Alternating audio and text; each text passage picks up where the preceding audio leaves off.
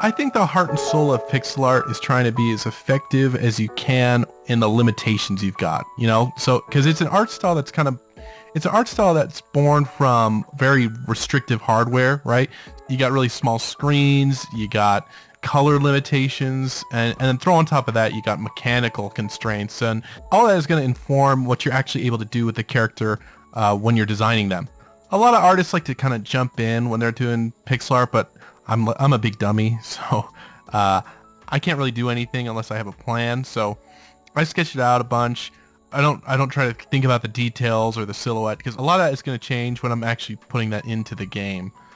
And I mentioned this on my channel before, but I like to just kind of work in black and white because that limitation kind of helps me prioritize readability. Since I don't really pick my color palette before I do anything, I know I'll be able to color them when I actually start doing the pixeling. So when I design a character, I like to focus on their in-game mechanics, and that will change from game to game.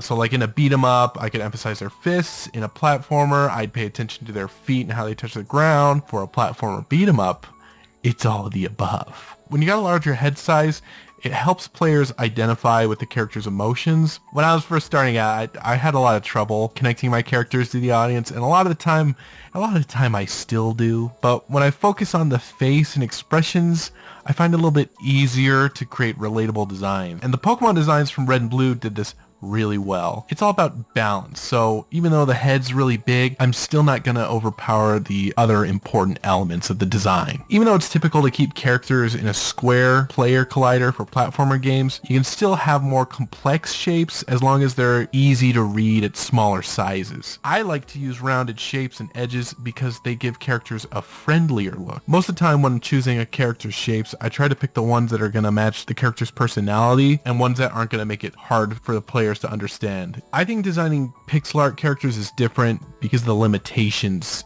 it has. When you're working with a small canvas and a limited color palette, it really forces you to think creatively about what you include in the design. For the boxer, I only used 6 colors, and I still think it's a very readable design, but it was definitely a challenge. But I also think that's what makes pixel art so special. It really forces you to think outside the box. If you want to get better at pixel art and character design, try practicing at small sizes to get a sense of what's necessary and what's not. When you're working at a big size, it can be pretty easy to get lost in the details. Don't be afraid to experiment and just have fun with different colors, shapes, techniques, and maybe you'll be as good of a character designer as me.